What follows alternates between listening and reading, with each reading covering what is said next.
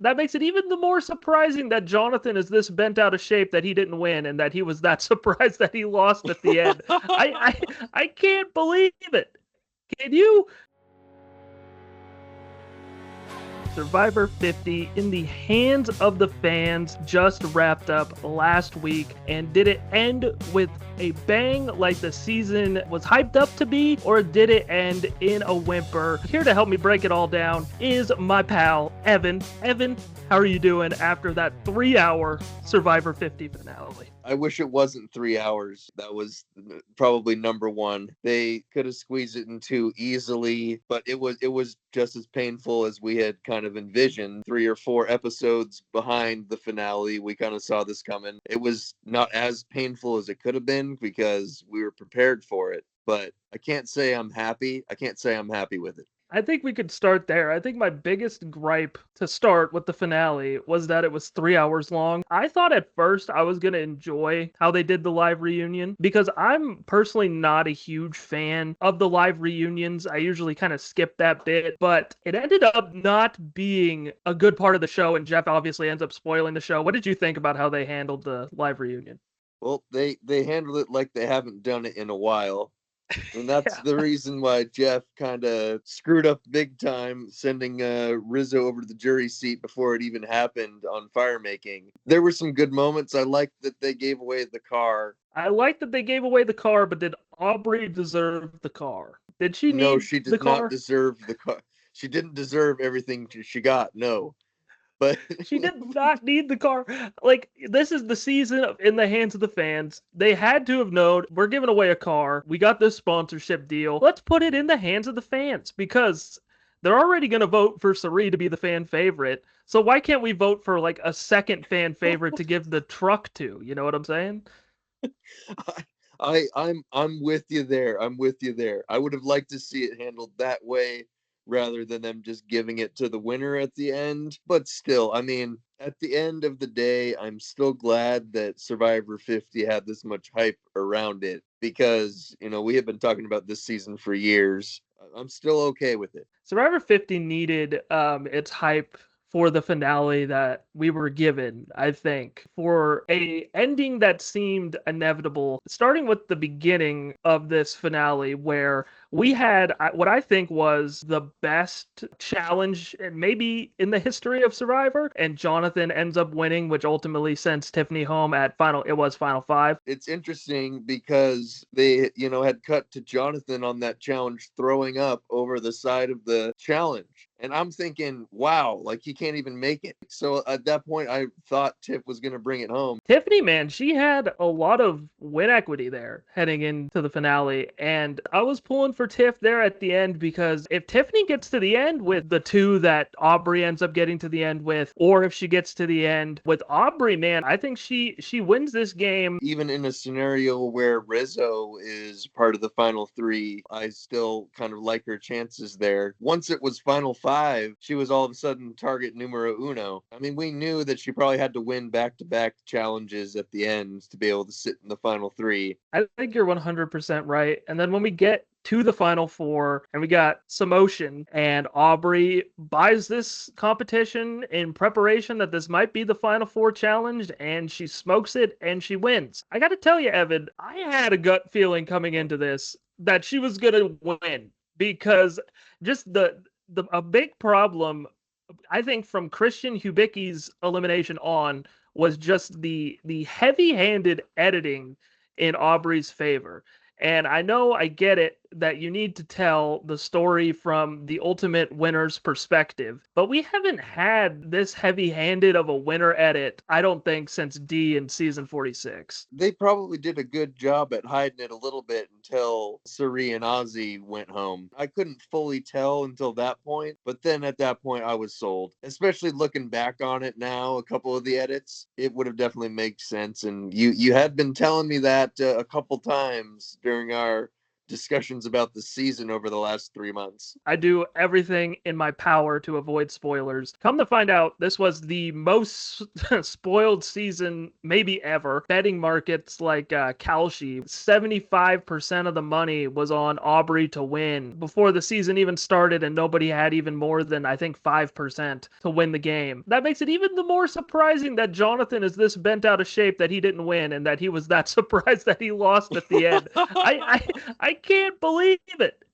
Can you? I can't. I mean, Jonthan even skipped the red carpet post-game interviews there. Me and Evan both come from sports writing backgrounds. We've dealt with pissy coaches before, and they still do their interviews. Jonthan is a reality TV star who just won $100,000, played one of the best Survivor games in the modern era strategically, and denied the press. And How do you do that? When they revealed the votes, like, I haven't seen somebody that surprised that they've lost, I don't think, since Russell Hantz. Like, he was like almost in tears. Like, everybody knew Aubrey was winning, and like, you had to have been watching the episodes leading up to this, and like the edits. Exactly. I couldn't believe it. I felt so bad for him because, I was a big Jonthan defender. Evan knows I was, talking his game up very heavily. He didn't have any of that strategic chops.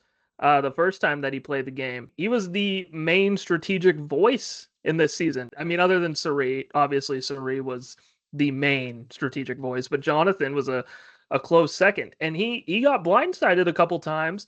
And what was impressive is that he bounced back and was still able to push his agenda. But the problem was, and Tiffany laid it out perfectly for him, Aubrey has the perfect story arc. It was almost probably just as dangerous, not in really my eyes per se, but just as dangerous as allowing Cirie to get to the end almost, no matter what kind of game she played. If she got to the end, people were going to want to give her the money just because she's Aubrey. You're only a two-time player. It doesn't matter what kind of moves you made. They were going to give it to Aubrey, like you said, just because of the narrative arc. But, in Jonthan's case, he still loses to Tiffany, though. Yeah, I mean, probably, but he's got way more of a chance against Tiffany than he ever does against Aubrey. And especially in that setting at the end, that's when you could really have to, because then if everybody's just a two-time player, then there's no like Aubrey bias on the jury, really. Tiff had played a good game, but I still think Jonthan would, I mean, he was more in control than Tiffany was for the majority of the game. I mean, he had a chance against Tiffany. The problem is that Cirie and Dee are the most important voices on the jury. They were super anti-Jonthan. So they were never going to be pro-Jonthan. So I think they were always going to be able to be in the favor of like a Tiffany. And I even think they would be kind of a leading charge for like a Rizzo if he got into the end against Jonthan. I think he probably would even lose to Rizzo at the end. Not to take anything away from Rizzo, we'll get into that too, but I think Rizzo played a solid game as well. But Jonthan, I don't think had a winning scenario since Stephenie LaGrossa was still in the game. I mean, it did feel that way deep down. Even after he had played a good game, it just kind of felt like no matter how good of a game he played, he was never going to win this season. Right around that Stephenie LaGrossa vote, like you were saying. I think what we should talk about next, because we talked about Final Four a little bit. Aubrey practiced for this competition. She wins this competition. And we get into fire making, and Jeff spoils it. I skipped through this moment because I was just kind of skipping through moments of the finale. And then I noticed that Cirie said, "We haven't done fire making yet." And I had to go back to like watch the moment in full. I think this was an all-time bad moment for reality TV. This goes back to the 3-hour finale being a slog to get through. The Aubrey win felt inevitable, right? She wins some motion. That basically from there locks the Aubrey win. You kind of have what is kind of the only fun thing left, because you have Rizzo going up against Jonthan. Both of them lost in fire, so that's like kind of a fun little storyline. Who's going to earn their way to the finale from, one of their survivor scars. And then we get to the reunion, and Probst just spoils the ending, and that is the last remaining bit of anticipation in the survivor finale for the fans.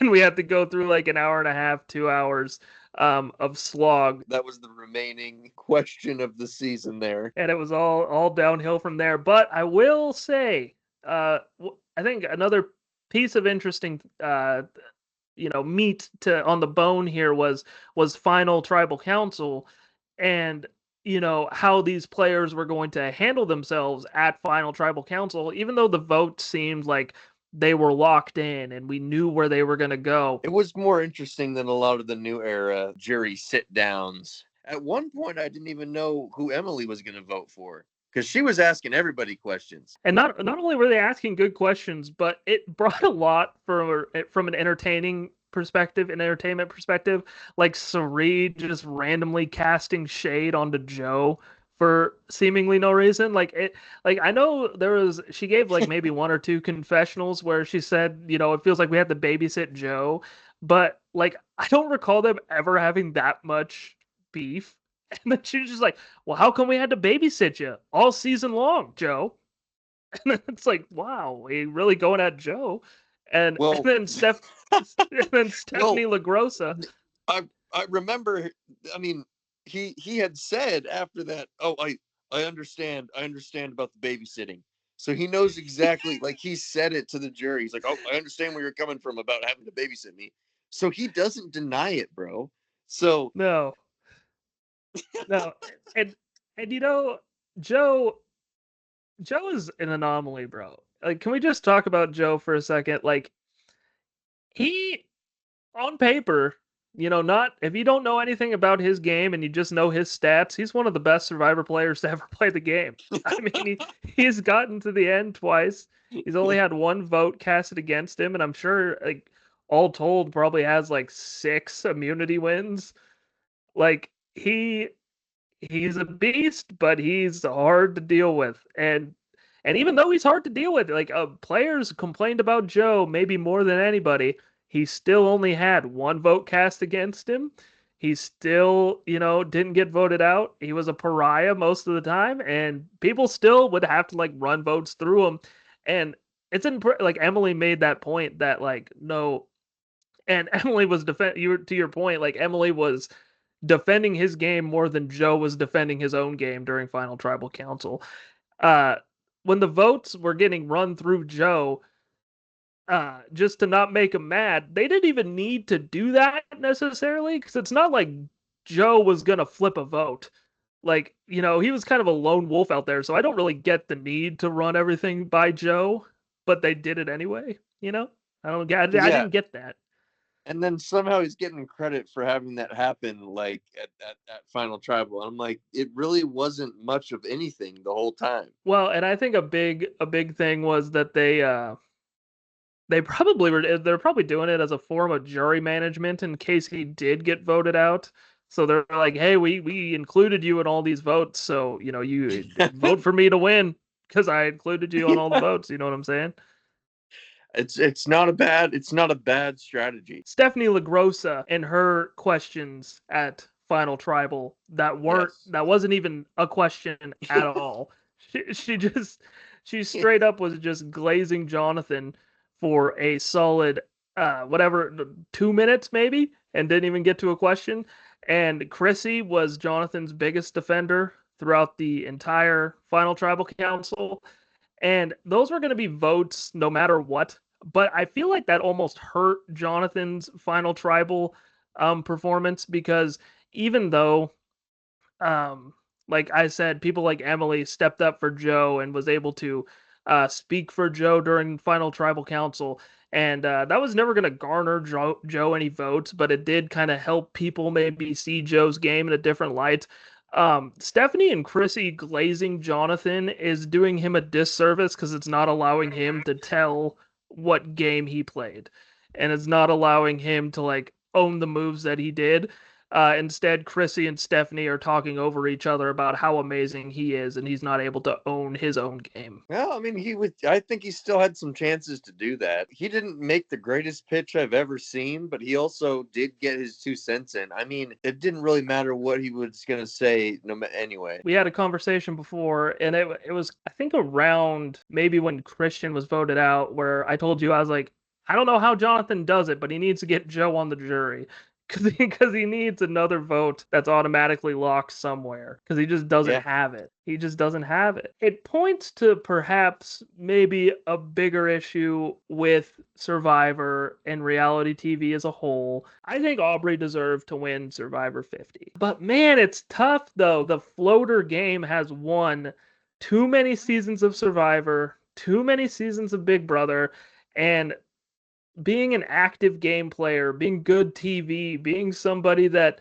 goes out and dictates the direction of the game has become less valuable as a Yeah. winning game. Being social with other players outside of the game will get you far, especially on an all returnees season. It's a little bit different when we're having a fresh cast. I think there's Mm-hmm. still some game players that end up winning it.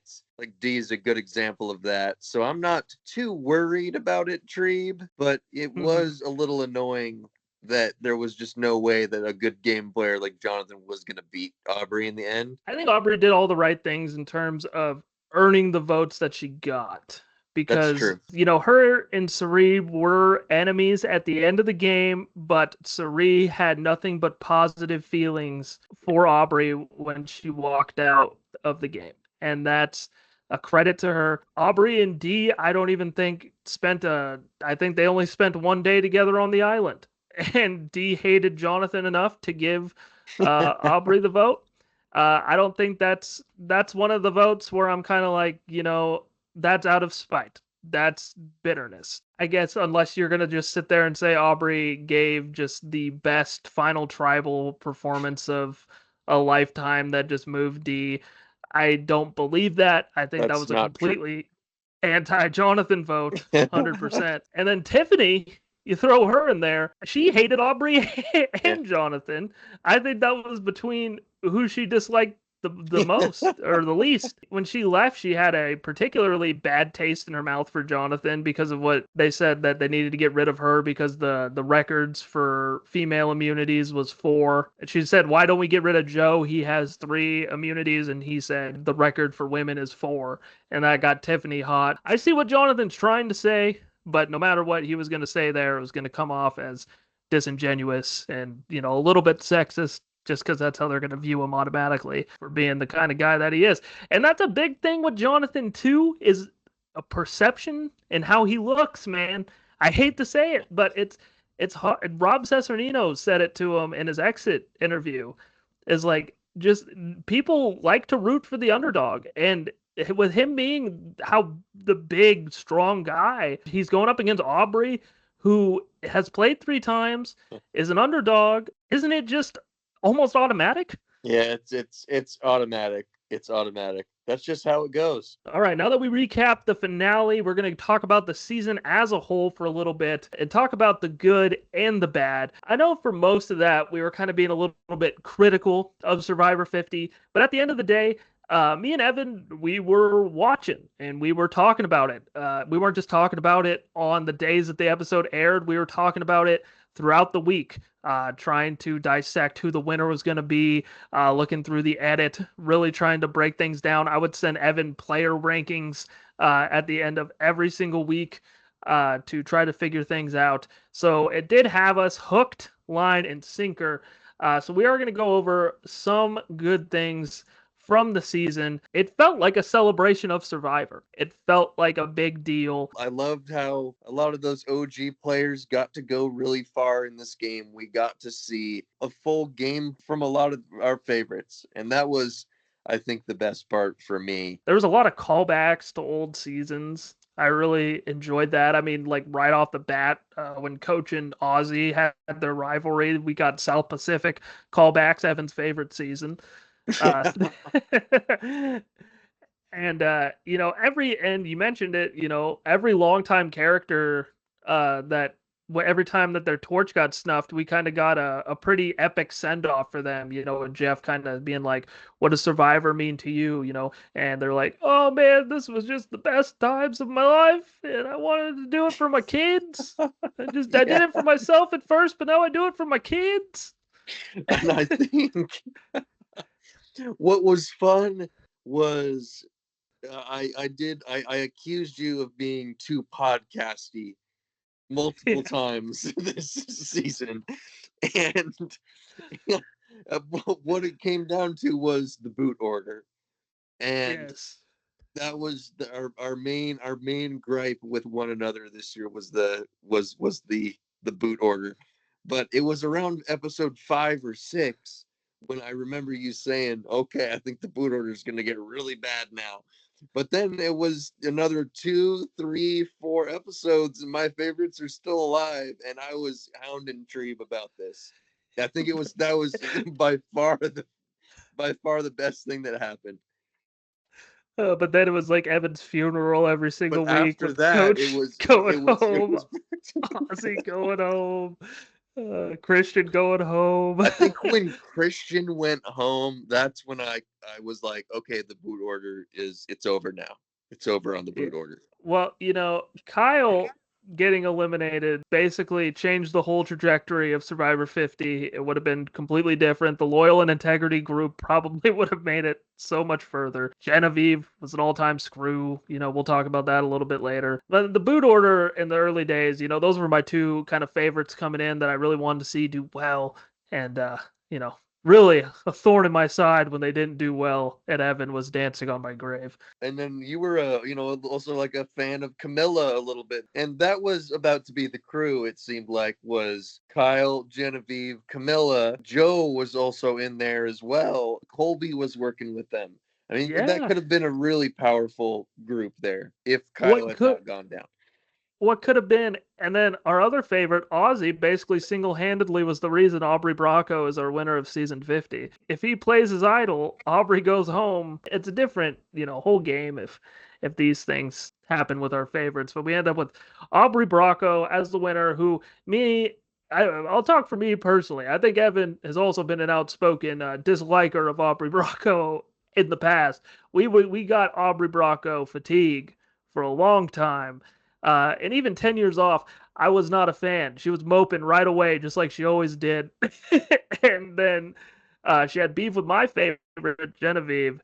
And then, and she ends up winning. So that 50 kind of felt like a slog to me. I do have to apologize to you a little bit with your Genevieve pick. I do see exactly where she was kind of headed. We have also talked about her being the most screwed player on the season. Yeah, I mean it's hard. It's hard in Survivor 50, Tree. I really enjoyed the second chance players we got on this season, and I hope a good chunk of them come back. Jonthan, Tiff, and Rizzo. Rizzo is definitely. I would love to see him back at some point. I We got to think. go like 4 years without him, though. We got to wait a little Yeah, bit on I Rizzo. was I was just about to say you got to let that one marinate for a while before you bring him back. Every episode for the last 2 seasons, it's a record, right? RIZGOD, baby. Ozzy, Cirie, and Coach, despite me not being excited for them personally to come back, except for Coach, I was pretty jazzed for Coach to come back. Ozzy and Cirie, we've had them before. I wasn't necessarily too excited for them, but they were some of the best parts of season 50, and I really enjoyed having them back. I mean, when the Survivor 50 cast dropped, I wasn't super hyped that all three of those were going to come back. I definitely liked to see the names, but from a gameplay standpoint, I was definitely on the fence. But as soon as Survivor 50 started getting closer and closer, I started really getting hyped, and I was like, you know what? Why do I not want to see Cirie come back for another run? And she gave us another big run, and I totally wasn't expecting Ozzy to change and let somebody else run the game for him. I mean, I mean, he's still playing with a couple of screws loose and ended up botching the entire game for us. But you Yeah, love to see it. And Coach was never brought back to yeah. play Survivor. He just was there to give us the haikus in the hammock and all the other fun stuff. And then it was as soon as he was shipped off, I was okay with where he went. I didn't expect him to win the game. Celebrity involvement. It just seemed like, other than Zach Brown, who was probably the worst of it all, that I did not enjoy, I just don't think that they were very committed to the bit. Billie Eilish was asked about the Billie Eilish Boomerang Idol, and she like rolled her eyes at it, like, oh yeah, my team told me to do it. And it's like, why are we doing all of these celebrity things if they don't even care about it, Evan? It was tough hearing Billie Eilish say that. I always was like, why is Billie Eilish a part of this season somehow? And I knew there wasn't going to be any true involvement but I still didn't expect it to absolutely do nothing. I mean, the Billie Eilish Boomerang Idol was the biggest flop of the season, hands That down. was next. That was next for me. Yeah, go on about it. Why was it so bad? The thing that irked me the most about them, besides the fact that it was the Billie Eilish Boomerang Idol and that you had to send it to someone else when you found it, that you couldn't play it for other players. It's just kind of nerfs the idol too much. I like idols. I like it when people play them for other people. That was the biggest part of it that I didn't like. Even when it was Yeah, over. that's a good point, especially because I had forgot that Rizzo's idol that he had the whole entire time was a Billie Eilish boomerang idol, so he couldn't use it on anybody else to make a big splashy move at the final five. Not that I think that he would have done that, but that was something that may have been in the cards, but he couldn't do it because of Billie Eilish. Of course, I didn't like it because Genevieve finds two idols in season 50 and doesn't even get to use a single one of them. As soon as they did a 17-person merge, every single person figured out about the boomerang mechanic. Every single person figured out who gifted the idols to who, and then everybody figured out who had the idols. So every single, little mechanic that made this boomerang idol was almost made null and void the second that a merge happened. And the problem with a lot of these twists and advantages, which I have as just a negative overall, is that it seemed like they were designed for their absolute ceiling and not whether they would work consistently as mechanics in the game. Like, I think the Mr. Beast coin is the greatest example of that. Obviously, it lands on heads. Devins gets to increase the prize pot to 2 million. But if this lands on the torch, we're talking about this moment as one of the worst moments in the history of Survivor. And that's how all of these twists felt, is Yeah. that at their absolute ceiling, they could be magnificent, but on the floor, they're very, very, very bad. Well, I think that's a good way to put it, considering the Mr. Beast coin, because Yeah. that was a major topic after that episode had aired. The next day, I'm thinking if that coin doesn't flip to heads, then I'm so pissed, and that's the worst Yeah. episode that I've ever seen. Like I would Yeah. never forgive them. Christian Hubicki, his twist, he has to cast a vote for himself, which I think is just terrible, and that's direct production interference. And that's a twist that should not happen ever. I think at the best thing that he would have got out of that was like a block a vote, which is like a weaker version of a steal a vote. So you're telling me that the ceiling is a worse steal a vote, and the floor is you cast a vote against yourself. Those type of things dictated a lot of what happened. Rizzo just played his idol at the final four, final five, or whatever. It was the most non-climactic idol play ever, and he had it Yeah. the whole season. He's just holding on to it, and like you said about the Genevieve, when she sent the boomerang to Ozzy, she's probably thinking that he's gonna do something stupid, and then she'd get the idol back, which he ended up doing, but Yeah. instead it's like that idol just went to complete waste. It did nothing for the season. So you're just And ended, even and then you had Stephanie's steal a vote that she ended up getting, or the extra vote that she had from going on one of those journeys. Played it, yeah. did nothing. Yeah, I think the only advantage that ended up working was Cirie's steal a vote. Yeah, that saved her for one more day. The steal Yeah. vote was played correctly. On Genevieve sending the idol to Ozzy, it makes it even worse still because she was a part of, a worse twist with the Blood Moon. Like almost every Yeah. player except for Camilla on this Blood Moon really got swap screwed. And Genevieve to an extreme extent. Colby as well. But Colby, I mean, man, he was injured. He was washed. He was pretty much done. You know, He was he was good. he was good on that. He was out, but Genevieve had so much game left in her, and she couldn't even do it. All the twists I think were really the bad part, and that brings me to my I think second to last bad thing is that I get this was in the hands of the fans, and they voted for dynamic gameplay, but what really irritated me in this is that I feel like the casual fans won in the hands of the fans, and it felt like none of the things that the diehard fans would have wanted in this season won.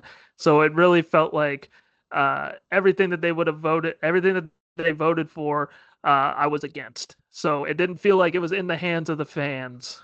throughout the season for me. No, it never did. And it ended up kind of being a slap in the face as the season went on that this is not what the fans have voted on. And the fact, I mean, the cast was the one thing we cared about the most, that we should have some say in there too. The worst part of it is that we also didn't get like any accountability either. Like, show me the numbers for real. Like, you're just saying the numbers, and I'm just supposed to believe you. Yeah, there no, it, it was a lot of that, and I loved that Jeff didn't even say what the percentage was on the finale when they were talking about the live reunion show. It's like, Yeah, give me the numbers for this at least. yeah. I want to know if it was an 80-20 split, but I don't care what percentage of the fans chose this immunity necklace. I don't care. Yeah. Yeah, I think those are kind of my major gripes with the season. And honestly, and those were kind of the major things that kind of plagued Survivor 50 throughout, and it's kind of plagued really the fabric of Survivor since the new era, which kind of brings me to Survivor 51, the open era, Evan. Uh, The open I era. have no idea what this means. If every twist is on the table, it sounds like it's gonna be a lot, and it sounds like it's gonna be just a mess overall. Lots of twists and lots of twist screws, I imagine. And I don't know how they could do anything more than they did this. Wasn't everything already on the table for season 50? Like what? Like that's why I don't get it with 51. Yeah. And you know, I'll be open to it, but I don't like it. I don't like it. We're just a couple of old mans yelling at the cloud. Uh, quick couple hitters before we get out of here, Evan. Where does this season rank for you? I have it in the middle of the pack. I will give it as of now, granted it just ended, I give it a C plus to a B minus range. What do you give it? I would definitely, I'll give it a B minus. I'll give it a solid B minus. I think it was slightly higher than a C plus. I wouldn't put it down that far. Yeah, I don't think so But either. I I mean, regretted it when I I am said it. with you that it's probably right in maybe a top 40% season. Are there any players that you want to see back? I think we already hit on a couple. I want to see Q come back for sure. I want to see Rizzo Yeah. come back, Jonthan, and I honestly, 10 years down the road, I wouldn't mind seeing Joe come back. Yeah, you nailed it on the dot with Rizzo, and I really want to see Q back. He was kind of cut very early and screwed out of this, another screw from this season. But I think another guy that maybe didn't get a fair shake this season, I don't think we've mentioned him, is Charlie. Oh, I that's would good like to one. see Charlie back for a third time as well. I think Charlie, Q, and Rizzo are my three kind of new era players that were at 50 coming back. And I would never say no to Devins or Christian again. I would always, if they want to come back, I'll watch them. Any other thoughts on Survivor 50, Evan, before we call this thing good? Nothing besides that. I'm just, I'm glad that we could keep up with Survivor 50. We had been talking about it for multiple years before the fact. So even though it wasn't the greatest outcome that we had envisioned in our dreams, it was great to follow along and get this moment. And now it's kind of a weight off our shoulders that it's over. Yes, it is a weight off our shoulders. Maybe we will do some more Survivor videos. Like Evan said to me in a message, if anything else, this is good for the archives. So we will always have this, him and I. So thank you guys for watching this, and I hope you have a great rest of your day.